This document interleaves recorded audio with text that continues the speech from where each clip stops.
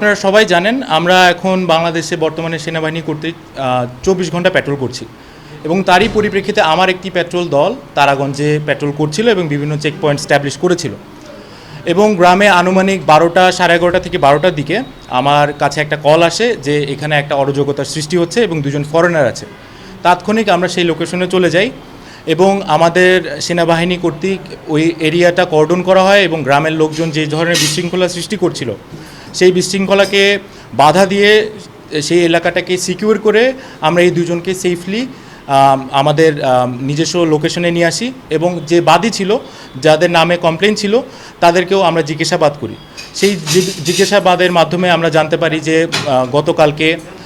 এই দুজন foreigner husband এবং ওয়াইফ বা ঢাকা থেকে এই লোকেশনে এসেছেন এবং এই এরিয়াটাকেই তারা ঘুরতে চেয়েছেন, রংপুর এরিয়াটাকে। তারা জ্ঞান প্যালেসে আছেন এবং তারই পরিপ্রেক্ষিতে যেহেতু তারা ফরেনার এবং গুগল ম্যাপ ইউজ করেন, তারা ভুল ক্রমে ওই রাস্তায় ঢুকে যান এবং ঢোকা অবস্থায় যখন তারা ব্যাক করতে চান সেই মুহূর্তে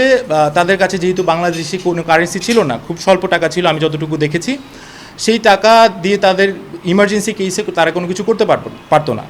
যেহেতু তারা ফরেনার এবং তাদের ওই ধরনের এক্সপিরিয়েন্স নেই যে আসলে আমাদের এই রংপুরের ওই এরিয়ার মানুষ কতটুকু রিচ এবং কতটুকু নলেজেবল, তো সেখানে একটা ল্যাঙ্গুয়েজ ব্যারিয়ার ছিল। তো এই দুজন ভদ্রলোক এবং ভদ্রমহিলা তাদেরকে ডলার দেখায় এবং ডলার এক্সচেঞ্জের জন্য যখন বলে, তারা যখন বুঝতে না পারে তাদের বাসা পর্যন্ত যায়, বাড়ি পর্যন্ত ওই লোক নিয়ে যায় যে আপনি দেখেন আমার টাকা। তো তাদের যেহেতু টাকাটা পছন্দ না হয়, তো তারা যখন ব্যাক করতে থাকে তাদেরকে গ্রামবাসী ধরে এবং তাদের কাছ থেকে ডলার এবং তাদের মোবাইলটা নিয়ে যায় এবং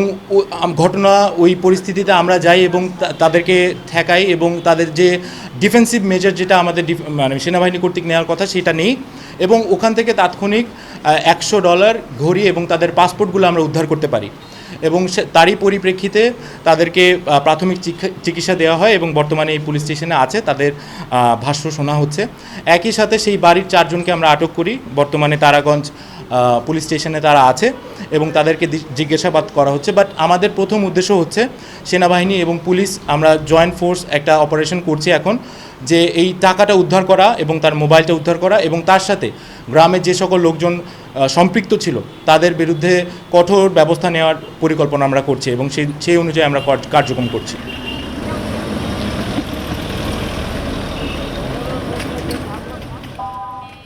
আপনারা সবাই জানেন,